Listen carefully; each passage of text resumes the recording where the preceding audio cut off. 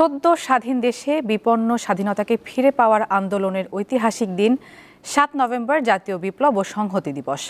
১৯৭৫ সালের এই দিনে দেশবাসীর স্বপ্নপুরুষ হিসেবে আবির্ভূত হন জিয়াউর রহমান।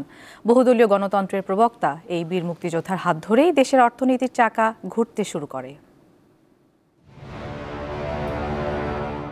বাংলাদেশ প্রতিষ্ঠার ৩.৫ বছরের মাথায় রাষ্ট্রনীতিতে আসে আমূল পরিবর্তন।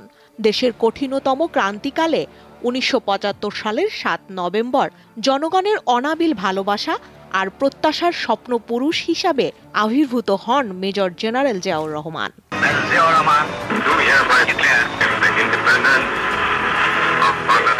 সেনা বিদ্রোহ, পাল্টা বিদ্রোহ, দেশি বিদেশি ষড়যন্ত্রে সদ্য স্বাধীন দেশের সার্বভৌমত্ব যখন বিপন্ন, তখন কঠোরভাবে নিয়ন্ত্রণ করেন এই বীর মুক্তিযোদ্ধা।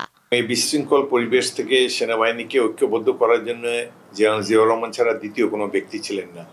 অনেক কষ্ট করে জেনারেল জিয়া সৈনিকদেরকে শৃঙ্খলার মধ্যে ফিরে আসেন। এইভাবে ৭ই নভেম্বরে জিয়ার উত্থান, সাথে সাথে বাংলাদেশি জাতীয়তাবাদের উত্থান এবং বাংলাদেশ পেল একজন সহজ সরল সৈনিক, দেশপ্রেমিক রাষ্ট্রপতি, যিনি সততা এবং দেশপ্রেমের উদাহরণ হয়ে রয়েছেন আজও। দেশের মানুষ ঐক্যবদ্ধ হয়ে সফল করে সিপাহী জনতার বিপ্লব। বিশ্ব তাকিয়ে দেখে সার্বভৌমত্ব ও স্বাধীনতার প্রশ্নে কতটা ঐক্যবদ্ধ বাঙালি। শুরু হয় গণতন্ত্রের নবযাত্রা।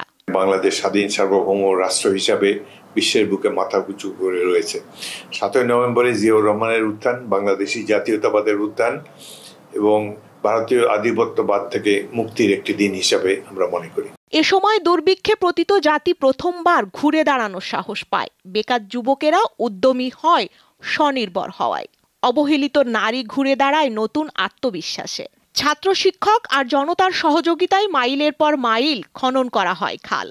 ফসলহীন জমি ভরে ওঠে সবুজ শ্যামলে। বৈদেশিক কর্মসংস্থানের পথ সুগম হয়। মত প্রকাশের অবাধ স্বাধীনতা পায় গণমাধ্যম। কৃষি জমি থেকে শিল্প কারখানা, প্রতিটি ক্ষেত্রেই দুর্বার গতিতে এগিয়ে যায় বাংলাদেশ। জিয়াউর রহমানের দূরদর্শিতায় দেশে পোশাক শিল্পে নতুন অধ্যায় শুরু হয়। এগিয়ে যায় স্বাস্থ্য খাত।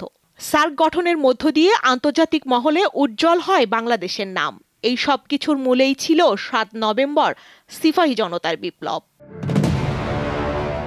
স্বস্তিকা সিংহ, দীপ্ত সংবাদ, ঢাকা।